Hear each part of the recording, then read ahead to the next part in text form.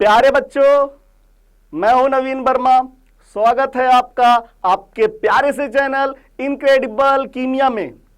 तो बच्चों, आज मैं आपके लिए लेकर आया हूं आयनिक इक्विलिब्रियम का लेक्चर नंबर 2, जिसमें मैं आज आप लोग को बताऊंगा बच्चों इलेक्ट्रोलाइट के बारे में।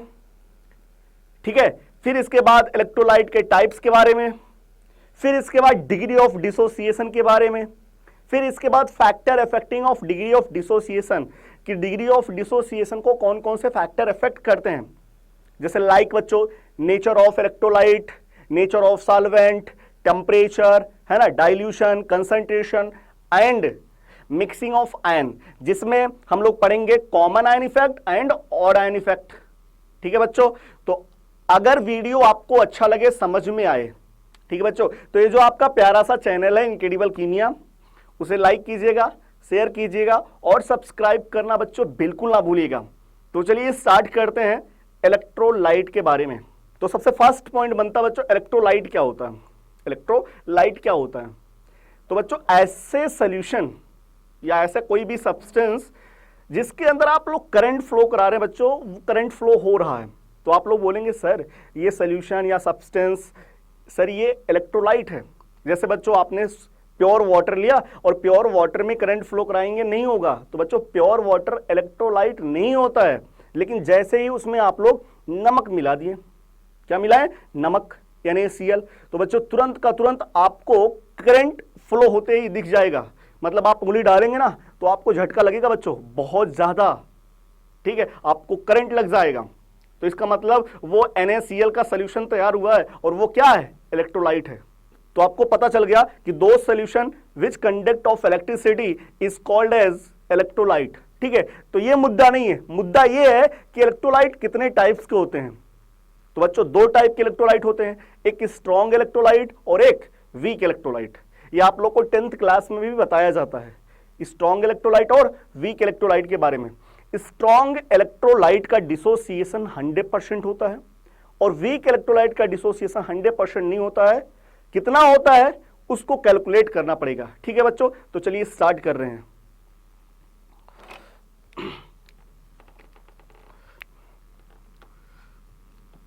Types of electrolyte, types of electrolyte. बच्चों इसमें दो टाइप के इलेक्ट्रोलाइट होते हैं, एक स्ट्रॉन्ग इलेक्ट्रोलाइट और एक कैसा होता है? Weak electrolyte. स्ट्रॉन्ग इलेक्ट्रोलाइट का डिसोसिएशन कितना होता है? डिसोसिएशन कितना होता है बच्चों? 100% होता है। तो इसका डिसोसिएशन 100% होता है। लेकिन वीक इलेक्ट्रोलाइट का डिसोसिएशन कैसा होता है बच्चों? इनका डिसोसिएशन 100% से कम होता है। कितना होता है वो आपको कैलकुलेट करना पड़ेगा। ठीक है बच्चों, तो अगर मैं बात करूं डिसोसिएशन कहने का मतलब अल्फा, अल्फा इसको अपन लोग बोलते हैं डिग्री ऑफ डिसोसिएशन। बच्चा बोला सर क्या होता है डिग्री ऑफ डिसोसिएशन? तो चलिए देख लेते हैं। Degree of dissociation, degree of dissociation जिसे रिप्रेजेंट करते हैं अपन लोग अल्फा से। क्या होता है? जैसे मान लीजिए बच्चों एक रिएक्शन है, उस रिएक्शन में रिएक्टेंट A है और प्रोडक्ट B है। रिएक्टेंट A है, प्रोडक्ट B है। ठीक है, इनिशियली शुरुआत में ये 10 मोल था, ये 0 था, ये 10 मोल था, ये 0 था। ठीक है बच्चों, मान लीजिए 10 मिनट बाद या 5 मिनट बाद, जो भी है, T टाइम बाद, आफ्टर टाइम T पर, ठीक है, इसमें से कुछ ना कुछ डिसोसिएट हुआ। मान लीजिए 10 में से 4 मोल चला गया, B बन गया। ठीक है, तो यहां पे कितना बचेगा? 6। यहां पे कितना बन गया? 4 मोल। 10 में से अब 6 बचा, ये 4 बन गया। ठीक है बच्चों, तो अगर मैं अल्फा निकालूंगा डिसोसिएशन, तो कितना डिसोसिएशन हो गया बच्चों? कितना डिसोसिएशन होता है बताइए? क्या आप लोग बोलेंगे सर 10 का 4 बन गया, मतलब डिसोसिएशन कितना हुआ? 40%। कितना हुआ बच्चों? 40%। अगर आप लोग परसेंटेज में निकालेंगे डिग्री ऑफ डिसोसिएशन तो बच्चों 40% डिसोसिएशन हो गया है। तो इसका मतलब कैसे आया होगा 40%? तो degree of dissociation equal to कितना आएगा बच्चों? 4/10 × 100, तभी 40 आया होगा। 10 से 10 कैंसिल, कितना आएगा बच्चों 40%। तो डिग्री ऑफ डिसोसिएशन कितना परसेंट आया 40%। तो सर फॉर्मूला क्या होगा, तो degree of dissociation equal to होता बच्चों, क्या होता है, डिसोसिएट मोल, क्या होता है, डिसोसिएट मोल हो या कंसंट्रेशन हो, कुछ भी लिख सकते हो, डिसोसिएट मोल अपॉन इनिशियल मोल, अपॉन इनिशियल मोल बच्चों, ठीक है। तो कभी भी डिग्री ऑफ डिसोसिएशन निकालना है तो डिसोसिएट मोल या dissociated concentration upon initiated concentration, ठीक है। तो डिसोसिएटेड अपॉन इनिशियल, या अगर आपको परसेंटेज में निकालना है तो अल्फा इक्वल टू क्या हो जाएगा, डिसोसिएट मान लीजिए x हुआ है और इनिशियल a था, इंटू 100 कर दीजिए बच्चों, ये आपका अल्फा किस में आ जाएगा, परसेंटेज में आ जाएगा। डिग्री ऑफ डिसोसिएशन किस में आ जाएगा, परसेंटेज में आ जाएगा, ठीक है बच्चों। तो अगर मैं बात करूं स्ट्रॉन्ग इलेक्ट्रोलाइट होता तो बच्चों 10 का 10 पूरा का पूरा बी बन जाता, लेकिन वीक इलेक्ट्रोलाइट है तो पूरा टूटेगा ही नहीं, मतलब पूरा बी नहीं बनेगा। तो स्ट्रॉन्ग इलेक्ट्रोलाइट बच्चों का डिसोसिएशन 100% होता है, जबकि वीक इलेक्ट्रोलाइट का डिसोसिएशन 100% नहीं होता है, कम होता है, जैसे 20%, 30%, 40%, मैक्सिमम 50-60%, 100% तो कभी नहीं होगा, ठीक है बच्चों। अब बात किया जाए सर एग्जांपल्स कौन कौन होंगे बच्चों, स्ट्रॉन्ग इलेक्ट्रोलाइट के एग्जांपल होंगे strong acid, strong acid, strong electrolyte के एग्जांपल स्ट्रॉन्ग एसिड। अब बच्चा बोला सर स्ट्रॉन्ग एसिड कौन कौन से होते हैं बच्चों, कुछ ही गिने चुने एग्जांपल्स होते हैं स्ट्रॉन्ग एसिड के, आज अपन लोग याद कर लेंगे कि कौन कौन से स्ट्रॉन्ग एसिड होते हैं और कौन कौन से स्ट्रॉन्ग बेस होते हैं, ठीक है। तो और कौन कौन से वीक एसिड, कौन कौन से वीक बेस। तो बच्चों स्ट्रॉन्ग एसिड और स्ट्रॉन्ग बेस कुछ गिने चुने होते हैं, वो अपन लोग अच्छे से आज याद कर लेंगे, ताकि पूरे आयनिक इक्विलिब्रियम में कहीं हमको ये दिक्कत ना आए कि पहचानने में दिक्कत ना आए कि कौन सा स्ट्रॉन्ग एसिड है कौन सा वीक एसिड है, कि मतलब पहचान ही नहीं पा रहे पीएच निकाले कैसे, ठीक है। तो स्ट्रॉन्ग एसिड बच्चों, स्ट्रॉन्ग एसिड के एग्जांपल जैसे आपने सुना ही होगा H2SO4, सल्फ्यूरिक एसिड है ना, नाइट्रिक एसिड बच्चों HNO3, HCl, HBr, HI, ये सब स्ट्रॉन्ग एसिड होते हैं बच्चों, ठीक है। HClO4, HBrO4, HiO4, H2SO4 के पापा H2SO5, है ना बच्चों। तो इतने आप लोग को स्ट्रॉन्ग एसिड के अंदर याद रखना है। स्ट्रॉन्ग एसिड में H2SO4, HNO3, HCl, HBr, HI, HClO4, HBrO4, HiO4, H2SO5, ठीक है। ये स्ट्रॉन्ग एसिड के एग्जांपल है बच्चों। अब और कौन से होते हैं स्ट्रॉन्ग इलेक्ट्रोलाइट, स्ट्रॉन्ग बेस, कौन से बच्चों, स्ट्रॉन्ग बेस। स्ट्रॉन्ग बेस में कौन कौन से आते हैं बच्चों, आप लोग को पता है फर्स्ट ग्रुप, पीरियोडिक टेबल में first group lithium, sodium, potassium, rubidium, caesium, francium. तो हाइड्रोक्साइड ऑफ फर्स्ट ग्रुप मतलब LiOH, NaOH, KOH, RbOH, जितने भी फर्स्ट ग्रुप के हाइड्रोक्साइड होते हैं सब के सब बच्चों कैसे होते हैं, स्ट्रॉन्ग इलेक्ट्रोलाइट। तो मैं यहां पे लिख दे रहा हूं एग्जांपल में, इसमें मैं यहां पे लिख दे रहा हूं कि hydroxide of first A group, first A group जैसे LiOH, NaOH, KOH, CSOH, etcetera etcetera etcetera. और बच्चों एक एग्जांपल और है, सेकेंड ए ग्रुप में कौन कौन से, सिर्फ कुछ ही लोग हैं, सेकेंड ए ग्रुप में 2 लोग हैं, एक बच्चों स्ट्रांसियम हाइड्रोक्साइड और एक बैरियम हाइड्रोक्साइड, स्ट्रोंसियम हाइड्रोक्साइड और बैरियम हाइड्रोक्साइड बच्चों, ये स्ट्रॉन्ग बेस आते हैं। तो सिर्फ इतने ही स्ट्रॉन्ग बेस होते हैं, फर्स्ट ए ग्रुप के हाइड्रोक्साइड और स्ट्रोंसियम एंड बैरियम के हाइड्रोक्साइड स्ट्रॉन्ग बेस होते हैं, बाकी सब के सब वीक बेस होते हैं। तो बच्चों आप लोग को पता चल गया स्ट्रॉन्ग इलेक्ट्रोलाइट के एग्जांपल कौन, strong acid, strong base and all salt, जितने भी सॉल्ट होते हैं सब के सब स्ट्रॉन्ग इलेक्ट्रोलाइट होते हैं, and all salt, strong acid, strong base and third point क्या बनेगा बच्चों, and all salt, all salt, सभी सॉल्ट। तो थर्ड एग्जांपल, फर्स्ट एग्जांपल कौन हुआ बच्चों, स्ट्रॉन्ग एसिड, सेकंड एग्जांपल कौन हुआ बच्चों, स्ट्रॉन्ग बेस, थर्ड एग्जांपल कौन हुआ, ऑल सॉल्ट, सभी सॉल्ट स्ट्रॉन्ग इलेक्ट्रोलाइट होते हैं।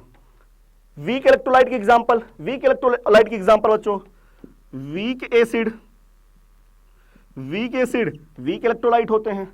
दूसरा वीक बेस, वीक बेस। तीसरा बच्चा बोला सर वीक सॉल्ट, नहीं गलत है बच्चों, सभी सॉल्ट क्या होते हैं, स्ट्रॉन्ग इलेक्ट्रोलाइट होते हैं। तो वीक इलेक्ट्रोलाइट के example weak acid, weak base. तो आपने सीखा इलेक्ट्रोलाइट क्या होते हैं कौन से स्ट्रॉन्ग इलेक्ट्रोलाइट होते हैं, कौन से वीक इलेक्ट्रोलाइट होते हैं, मतलब टाइप्स ऑफ इलेक्ट्रोलाइट के बारे में जाना बच्चों आप लोगों ने। इसके बाद आप लोगों ने ये भी सीखा कि डिग्री ऑफ डिसोसिएशन क्या होता है, और स्ट्रॉन्ग इलेक्ट्रोलाइट का डिग्री ऑफ डिसोसिएशन कितना होता है, और वीक इलेक्ट्रोलाइट का डिग्री ऑफ डिसोसिएशन कितना होता है। ये सारी बातें आपको पता चल गया, ठीक है। तो मैं अब आपको बताने जा रहा हूं बच्चों factor affecting of degree of dissociation. Alpha को कौन कौन से फैक्टर अफेक्ट करते हैं बच्चों, क्वेश्चंस यहां से आते रहते हैं, ठीक। Factor affecting of degree of dissociation, dissociation को अफेक्ट करने वाले फैक्टर, सबसे फर्स्ट फैक्टर है बच्चों नेचर ऑफ इलेक्ट्रोलाइट। सबसे फर्स्ट फैक्टर है नेचर ऑफ इलेक्ट्रोलाइट। आपको पता है बच्चों इलेक्ट्रोलाइट के नेचर पे डिपेंड तो करेगा ही करेगा। क्यों? क्योंकि दो टाइप के इलेक्ट्रोलाइट होते हैं, एक स्ट्रॉन्ग इलेक्ट्रोलाइट होता है बच्चों और एक वीक इलेक्ट्रोलाइट होता है ना। एक स्ट्रॉन्ग इलेक्ट्रोलाइट होता है, एक वीक इलेक्ट्रोलाइट होता है। अगर स्ट्रॉन्ग इलेक्ट्रोलाइट रहेगा बच्चों तो उसमें अल्फा कितना रहेगा, 100% रहेगा। लेकिन अगर वीक इलेक्ट्रोलाइट रहेगा तो उसमें अल्फा 100% रहेगा ही नहीं, 100% से कम रहेगा। तो इलेक्ट्रोलाइट के नेचर पे डिपेंड करता है डिग्री ऑफ डिसोसिएशन। जितना ज्यादा स्ट्रॉन्ग इलेक्ट्रोलाइट रहेगा, ठीक है, अल्फा 100% रहेगा। लेकिन अगर वीक इलेक्ट्रोलाइट रहेगा तो 100% से कम रहेगा। जितना वीक रहेगा उतने कम होता जाएगा डिग्री ऑफ डिसोसिएशन, ठीक। फिर सेकेंड फैक्टर होता बच्चों नेचर ऑफ सॉल्वेंट।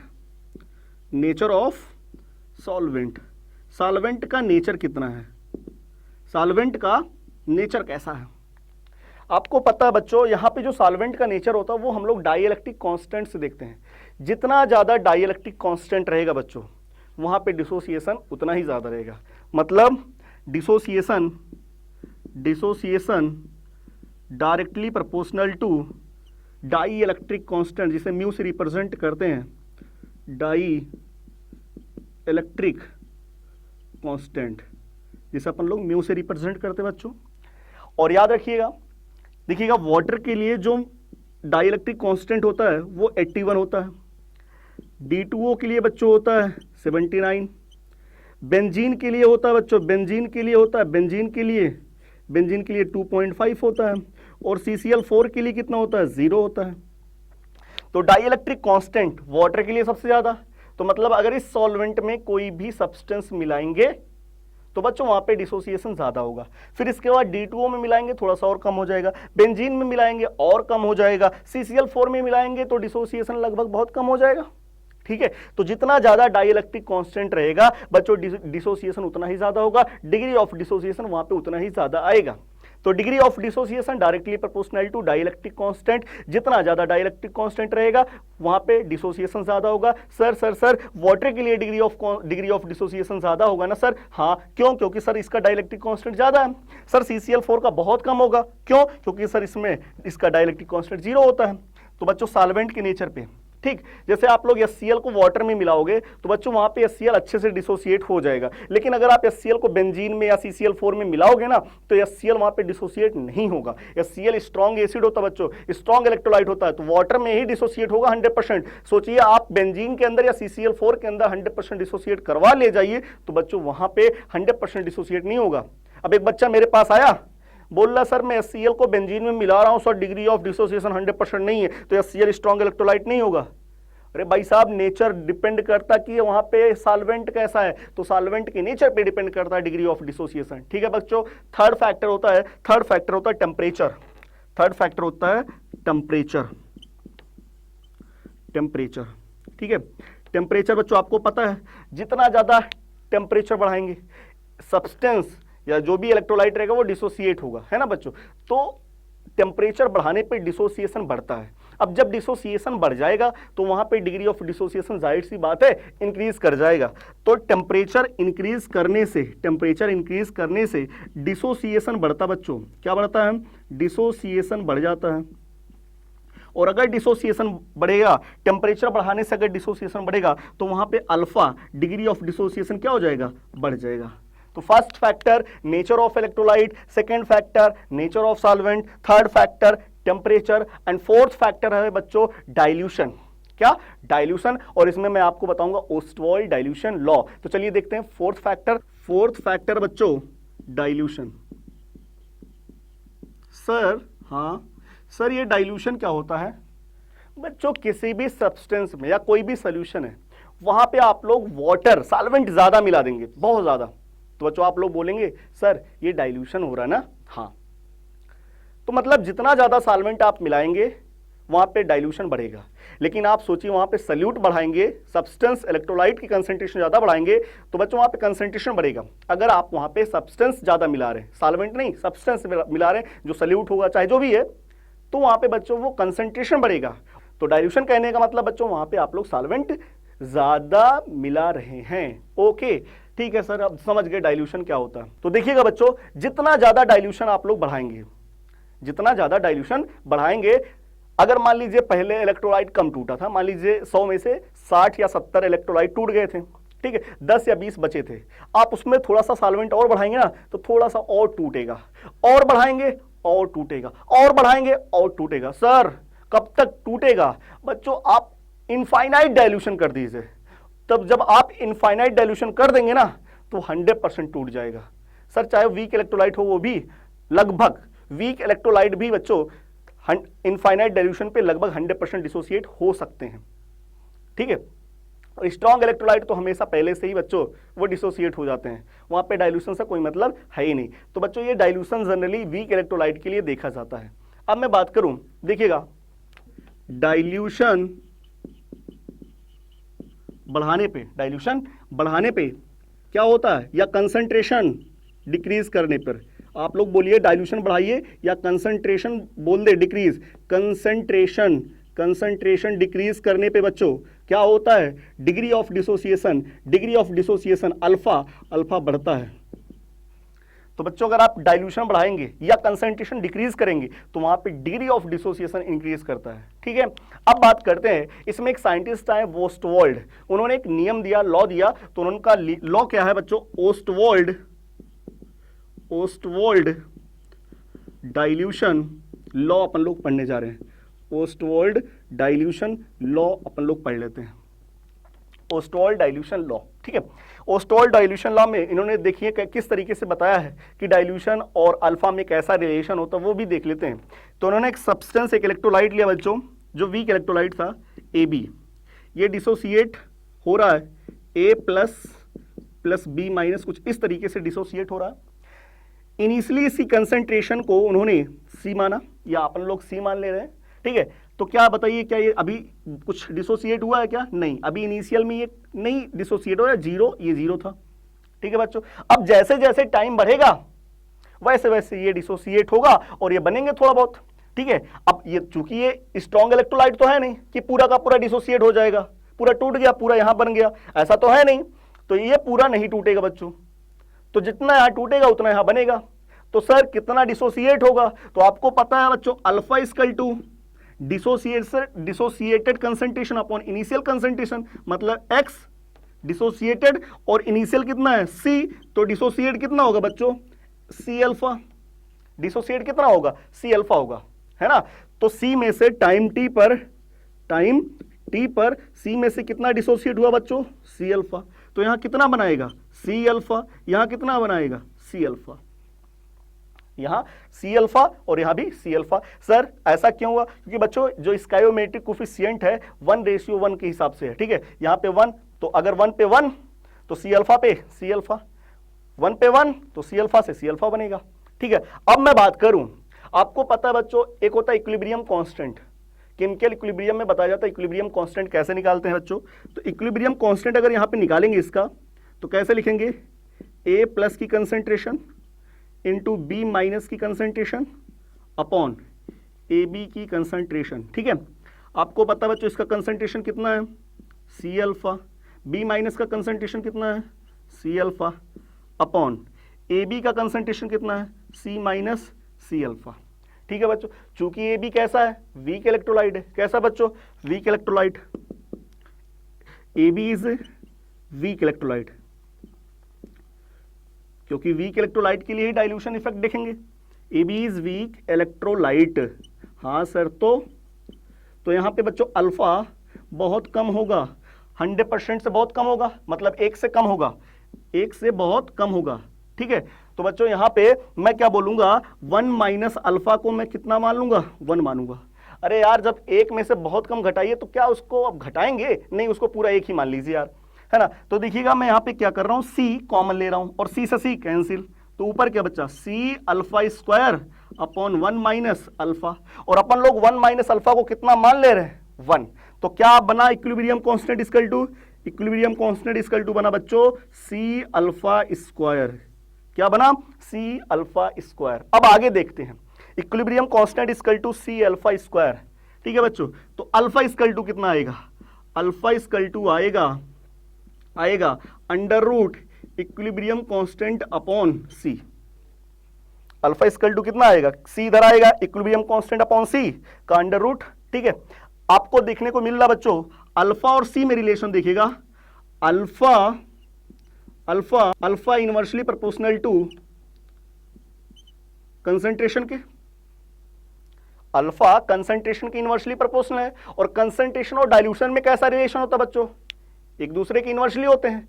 अगर अल्फा कंसंट्रेशन के इनवर्सली है तो डाइल्यूशन की क्या होगा, directly alpha directly proportional to under root dilution,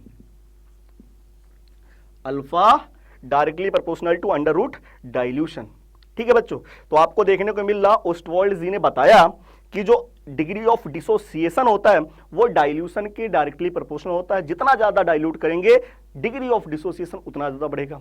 और अगर आप लोगों ने इनफाइनाइट डाइल्यूशन कर देंगे तो अल्फा कितना हो जाएगा, लगभग 1 हो जाएगा, यूनिटी हो जाएगी बच्चों, है ना। तो अगर अल्फा और कंसंट्रेशन के बीच ग्राफ खींचा जाए, अल्फा और कंसंट्रेशन के बीच ग्राफ खींचा जाए बच्चों, तो ग्राफ कुछ इस तरीके से बनेगा बच्चों, ठीक है, कुछ इस तरीके से बनेगा। मतलब अगर कंसंट्रेशन, ये देखिएगा इनफाइनाइट हो गया बच्चों, ये कितना हो गया, इनफाइनाइट। तो जब इनफाइनाइट हो गया कंसंट्रेशन या डाइल्यूशन, ठीक है, तो वहां पे अल्फा कितना है बच्चों, 1 आ गया, 1, ठीक है। तो इनफाइनाइट डाइल्यूशन पे डिग्री ऑफ डिसोसिएशन कितना होता है, 1।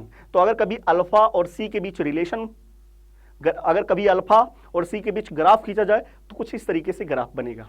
तो आप लोगों ने देखा बच्चों Ostwald dilution law, Ostwald dilution law ये बोलती है कि किसी भी वीक इलेक्ट्रोलाइट के लिए जितना ज्यादा डाइल्यूशन करेंगे वहां पे डिग्री ऑफ डिसोसिएशन उतना ही ज्यादा होगा, ठीक है। अगर कंसंट्रेशन बढ़ाएंगे तो डिग्री ऑफ डिसोसिएशन डिक्रीज करेगा, डाइल्यूशन बढ़ाएंगे तो डिग्री ऑफ डिसोसिएशन इंक्रीज करेगा। ओके सर, क्या सर हमेशा अल्फा डाइल्यूशन के अंडर रूट के डायरेक्टली प्रोपोर्शनल होगा, नहीं बच्चों ऐसा जरूरी नहीं है, अंडर रूट के ही डायरेक्टली प्रोपोर्शनल हो हमेशा, ऐसा नहीं सही है बच्चों। यहां पे डिपेंड करता है कि यहां पे रेशियो कैसा है। अगर मान लीजिए यहां 2 होता, ठीक है, सॉल्ट कैसा है, इलेक्ट्रोलाइट कैसा है, 2 होता तो यहां पे 2C अल्फा बनता, तो कुछ अलग तरीके से बनता, ठीक है। तो जरूरी नहीं कि डाइल्यूशन के अंडर रूट के ही डायरेक्टली प्रोपोर्शनल हो, कुछ भी हो सकता है, लेकिन रिलेशन डायरेक्टली प्रोपोर्शनल का ही रहेगा। ओके, तो चलिए अगला फैक्टर बच्चों मिक्सिंग ऑफ आयन, इसको हम लोग पढ़ने जा रहे हैं। उसमें हम लोग पढ़ेंगे common ion effect and odd ion effect, important है, अच्छे से ध्यान से पढ़ लीजिएगा, ठीक है। मिक्सिंग ऑफ आयन, 2 टाइप के आयन मिक्स करते हैं बच्चों अपन लोग, एक होता है कॉमन आयन इफेक्ट और सेकेंड होता है ऑड आयन इफेक्ट। तो मिक्सिंग करने पे 2 इफेक्ट लगते हैं, एक common ion effect, second odd ion effect. Common ion effect क्या होता है बच्चों, जैसे मान लीजिए क्या हुआ था, आपने एक वीक इलेक्ट्रोलाइट लिया था, हाँ सर, वो डिसोसिएट हो रहा था, हाँ सर, क्या वो पूरा टूटेगा, नहीं टूटेगा। तो जब टूटेगा नहीं बच्चों, हमने क्या कर दिया, उसी वीक इलेक्ट्रोलाइट में स्ट्रॉन्ग इलेक्ट्रोलाइट मिला दिया। तो जैसे यार हमने उसमें मिलाया ना स्ट्रॉन्ग इलेक्ट्रोलाइट, तो मैंने देखा यार उस वीक इलेक्ट्रोलाइट का डिसोसिएशन और कम हो गया, मतलब जो पहले थोड़ा बहुत टूट भी रहा था वो तो और अब कम हो गया। अब बच्चों अगर वीक इलेक्ट्रोलाइट और स्ट्रॉन्ग इलेक्ट्रोलाइट दोनों में कोई आयन कॉमन मिल गया, चाहे वो कैटायन हो चाहे आयन, कोई भी आयन अगर कॉमन मिल गया तो उसको बोलेंगे हम लोग कॉमन आयन इफेक्ट। और अगर दोनों इलेक्ट्रोलाइट में, स्ट्रॉन्ग और वीक इलेक्ट्रोलाइट में कोई भी आयन कॉमन ना मिला तो हम लोग बोलेंगे उसको ऑड आयन इफेक्ट। तो कॉमन आयन इफेक्ट क्या होगा कि जब भी किसी वीक इलेक्ट्रोलाइट में स्ट्रॉन्ग इलेक्ट्रोलाइट मिलाते हैं तो वीक इलेक्ट्रोलाइट का डिसोसिएशन कम हो जाता है, ठीक है। और अगर उसमें आयन कॉमन हुआ, कॉमन आयन इफेक्ट, कॉमन अगर आयन कॉमन नहीं हुआ तो ऑड आयन इफेक्ट होगा, ठीक है बच्चों। तो देखिएगा जैसे हमने एक एसिटिक एसिड लिया, हाँ सर, एसिटिक एसिड बच्चों डिसोसिएट हुआ acetate ion plus H+ ion में, हाँ, बताइए बच्चों, क्या ये पूरी तरीके से डिसोसिएट होगा? नहीं, क्योंकि एसिटिक एसिड कैसा होता है बच्चों? Weak acid. अब हमने उसमें क्या मिला दिया? HCl। HCl कैसा होता है? Strong acid. ठीक है, तो आपको पता है कि जैसे ही आप HCl मिलाओगे तो HCl स्ट्रॉन्ग एसिड होता है। हाँ सर, HCl ढेर सारा टूटेगा। मान लीजिए, देखिएगा, T=0 पे ये C था, ये जीरो, जैसे पूरा टूटा तो जब पूरा टूट जाएगा, यहां 0, यहां C, यहां C, तो क्या उस सॉल्यूशन में H+ आयन की कंसंट्रेशन बढ़ जाएगा? हाँ, क्यों? क्योंकि बच्चों HCl ढेर सारा H+ आयन दे दिया, और जैसे ही H+ आयन बढ़ेगा तुरंत का तुरंत आपको देखने को मिल रहा है जो वीक इलेक्ट्रोलाइट बच्चों, वो रिवर्सिबल रिएक्शन होता है, क्योंकि वो फॉरवर्ड डायरेक्शन बैकवर्ड डायरेक्शन दोनों में चलता है। ठीक, तो जैसे ही H+ आयन की कंसंट्रेशन बढ़ेगा, सॉल्यूशन के अंदर H+ आयन की कंसंट्रेशन बढ़ गया, और जैसे ही बच्चों H+ आयन की कंसंट्रेशन बढ़ेगा, आपको पता है ली चाइटेलियर प्रिंसिपल लॉ, आप लोग को पता है बच्चों, अगर प्रोडक्ट साइड कंसंट्रेशन बढ़ जाएगा तो reaction shifted in backward direction to gain equilibrium. तो रिएक्शन क्या हो जाएगा? इक्विलिब्रियम को ऑब्टेन करने के लिए बैकवर्ड डायरेक्शन में शिफ्ट हो जाएगा बच्चों। तो देखिएगा, डायरेक्शन किधर हो जाएगा रिएक्शन का? बैकवर्ड डायरेक्शन में। अब देखिएगा, अगर रिएक्शन बैकवर्ड आने लगा बच्चों, तो पहले वो वीक इलेक्ट्रोलाइट डिसोसिएट होकर आगे जा रहा था, लेकिन अब वो जुड़ के पीछे आ रहा है, तो बताइए डिसोसिएशन कम हो जाएगा क्या? हाँ, तो इस तरीके से क्या होता है बच्चों? डिसोसिएशन वीक इलेक्ट्रोलाइट का क्या हो जाता है? कम। क्यों कम हुआ? क्योंकि आपने इसमें स्ट्रॉन्ग इलेक्ट्रोलाइट मिला दिया, HCl मिला दिया, इसलिए इसका डिसोसिएशन कम हो जाता है। ठीक है बच्चों, अब अगर मैं ऑड आयन इफेक्ट में बात करूं, तो ऑड आयन इफेक्ट में फिर से मैंने वही एग्जांपल एसिटिक एसिड लिया। एसिटिक एसिड बच्चों डिसोसिएट हो रहा है acetate ion plus H+ ion में। हाँ सर, अब हमने क्या कर दिया बच्चों? उसमें हमने NaOH मिलाया, इस बार हमने NaOH मिलाया, तो T=0 पे इसका कंसंट्रेशन क्या होगा? C। यहां क्या हुआ? 0, यहां क्या हुआ? 0। टाइम टी पर देखिएगा बच्चों, टाइम टी पर ये 0, ये C, ये C। ठीक है, अब आपको देखने को मिल रहा बच्चों, क्या सॉल्यूशन के अंदर ढेर सारा OH मिलेगा? हाँ सर, क्यों मिलेगा OH? क्योंकि बच्चों यहां पे स्ट्रॉन्ग इलेक्ट्रोलाइट NaOH है, तो NaOH डिसोसिएट होकर के ढेर सारा OH देगा। अब वो जो OH निकला, वो OH क्या करेगा? एसिटिक एसिड की H+ के साथ रिएक्शन करके पानी बना देगा। तो यहां पे एसिटिक एसिड का जो H+ आयन था बच्चों, वो कम हो जाएगा। क्या हो जाएगा? कम। क्यों कम हुआ? क्योंकि बच्चों NaOH का OH एसिटिक एसिड की H+ के साथ रिएक्शन करके पानी बना देगा, तो यहां पे H+ आयन की कंसंट्रेशन क्या हो जाएगा बच्चों? कम हो जाएगा। हो जाएगा कि नहीं हो जाएगा? हो जाएगा। तो बताओ बच्चों, H+ कम हो जाएगा, लेकिन OH बढ़ेगा। OH की कंसंट्रेशन बच्चों बढ़ेगा, क्योंकि OH तो ढेर सारा रहेगा, ठीक है, लेकिन H कम हो जाएगा। अब बताओ, आपको पता है बच्चों कि अगर कोई भी रिएक्शन रिवर्सिबल हो और उसमें प्रोडक्ट की कंसंट्रेशन कम हो, तो क्या होता है? रिएक्शन और आगे जाना चाहता है, ताकि वहां कंसंट्रेशन फिर से उतना भरपाई कर दे। तो बच्चों यहां पे रिएक्शन क्या होगा? आगे जाएगा। तो बताइए बच्चों, यहां पे डिसोसिएशन क्या हो जाएगा? वीक इलेक्ट्रोलाइट का डिसोसिएशन क्या हो जाएगा? इंक्रीज हो जाएगा बच्चों, इंक्रीज हो जाएगा। क्या हो जाएगा? इंक्रीज हो जाएगा। ठीक है, तो ये आपको पता चल गया कॉमन आयन इफेक्ट और ऑड आयन इफेक्ट। तो देखिएगा, कॉमन आयन इफेक्ट में बच्चों आयन कॉमन था, और ऑड आयन इफेक्ट में आयन कोई भी कॉमन नहीं है। ठीक है, अब क्या देखने को मिल रहा है? बताइए, क्या इसमें OH- की कंसंट्रेशन ऑड आयन इफेक्ट में बढ़ रहा है बच्चों? हाँ सर। H+ की कंसंट्रेशन घट रहा है, OH की कंसंट्रेशन बढ़ेगा। OH की कंसंट्रेशन बढ़ेगा बच्चों, POH क्या होगा? POH डिक्रीज कर जाएगा। POH क्या हो जाएगा? डिक्रीज कर जाएगा। ठीक है, और अगर POH डिक्रीज कर जाएगा, मतलब pH क्या हो जाएगा बच्चों? इंक्रीज कर जाएगा। pH क्या होगा? इंक्रीज कर जाएगा। ठीक है, इसमें देखते हैं, इसमें बताओ बच्चों, H+ की कंसंट्रेशन क्या हो रहा है? बढ़ रहा है। H+ की कंसंट्रेशन बढ़ जाएगा, और H+ बढ़ जाएगा, तो pH क्या हो जाएगा बच्चों? डिक्रीज कर जाएगा। pH क्या कर जाएगा? डिक्रीज कर जाएगा, और pH डिक्रीज कर गया बच्चों, मतलब एसिडिक कैरेक्टर बढ़ गया। एसिडिक कैरेक्टर सॉल्यूशन का एसिडिक स्ट्रेंथ क्या हो गया? बढ़ गया, क्योंकि जितना कम pH होता है उतना ही अच्छा एसिड होता है। तो एसिडिक कैरेक्टर क्या हो गया? बढ़ गया, मतलब K वैल्यू क्या हो गया बच्चों? बढ़ गया। ठीक है, तो ये आपको पता चल गया यहां पे कि अगर किसी भी वीक इलेक्ट्रोलाइट के अंदर हम लोग स्ट्रॉन्ग इलेक्ट्रोलाइट मिलाते हैं बच्चों, तो वीक इलेक्ट्रोलाइट का डिसोसिएशन क्या होता है? डिक्रीज कर जाता है। ठीक है, ये आप लोग को common ion effect, odd ion effect समझ में आ गया है। सर कैसे पहचानेंगे? क्वेश्चन कैसे बनेगा बच्चों? कॉमन आयन इफेक्ट और ऑड आयन इफेक्ट के लिए वहां पे कम से कम एक वीक इलेक्ट्रोलाइट होना चाहिए। हाँ सर, और एक स्ट्रॉन्ग इलेक्ट्रोलाइट होना चाहिए। एक वीक तो होना चाहिए और एक स्ट्रॉन्ग होना चाहिए, ये पहचानना आपको आना चाहिए। और अगर दोनों में आयन, कोई आयन कॉमन मिला, कॉमन, और अगर आयन ही कॉमन नहीं मिला, ऑड आयन इफेक्ट। ठीक है, तो जैसे मैंने क्वेश्चन दिया बच्चों, क्वेश्चन दिया है which of the following set of solution so common ion और odd ion effect. Question NEET या जेई में क्वेश्चन ऐसे ही पूछा जाता बच्चों, कौन सा सेट में कॉमन आयन इफेक्ट लगना है और कौन से सेट में ऑड आयन इफेक्ट लग रहा है, ये आपको बताना है। ठीक है, फर्स्ट देखिएगा बच्चों, फर्स्ट में आपको देखने को मिल रहा है HCN वीक एसिड होता है। कैसा होता है? Weak acid. और NaCN सोडियम और साइनाइड बच्चों ये सॉल्ट है। और सॉल्ट कैसा होता है? सॉल्ट कैसा होता है? स्ट्रॉन्ग होता है। क्या होता है? स्ट्रॉन्ग होता है। तो वीक के अंदर स्ट्रॉन्ग इलेक्ट्रोलाइट मिलाया गया, हाँ सर। कॉमन है कोई आयन? हाँ सर, CN आयन। तो कौन सा इफेक्ट लग रहा है बच्चों? कॉमन आयन इफेक्ट लग रहा है। कौन सा इफेक्ट? कॉमन आयन इफेक्ट लग रहा है। ठीक है, आगे देखिएगा बच्चों, NH4OH NH4Cl NH4OH NH4Cl। NH4OH जो होता है बच्चों वीक बेस होता है। कैसा होता है? Weak base. NH4Cl सॉल्ट है, क्योंकि इसमें कोई H प्लस आयन और OH माइनस आयन नहीं है, तो ये सॉल्ट है। और सॉल्ट कैसे होते हैं? स्ट्रॉन्ग होते हैं, स्ट्रॉन्ग इलेक्ट्रोलाइट। एक वीक और एक स्ट्रॉन्ग इलेक्ट्रोलाइट, हाँ सर। कोई कॉमन आयन मिल रहा है, NH4 ion NH4 plus ion common है, तो बच्चों कौन सा इफेक्ट? कॉमन आयन इफेक्ट लग रहा है। कौन सा इफेक्ट? कॉमन आयन इफेक्ट लग रहा है। ठीक है, तो चलिए देखते हैं question number third. Question number third में HCl और NaOH मिलाया गया। HCl कैसा होता है? Strong acid. और NaOH कैसा होता है? Strong base. क्या दोनों स्ट्रॉन्ग इलेक्ट्रोलाइट है? हाँ सर। क्या बताइए इनमें कोई इफेक्ट लगेगा? नो सर, कोई इफेक्ट नहीं लगेगा। ठीक है, जिंक हाइड्रोक्साइड बच्चों वीक बेस होता है।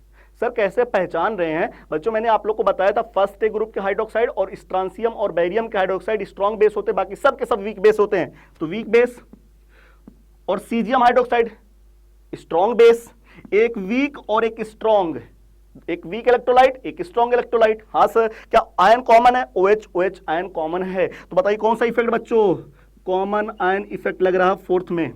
ठीक है, फिफ्थ क्वेश्चन में बच्चों मिलाया गया फॉर्मिक एसिड के अंदर पोटेशियम हाइड्रोक्साइड। फॉर्मिक एसिड होता है बच्चों वीक एसिड। क्या होता है?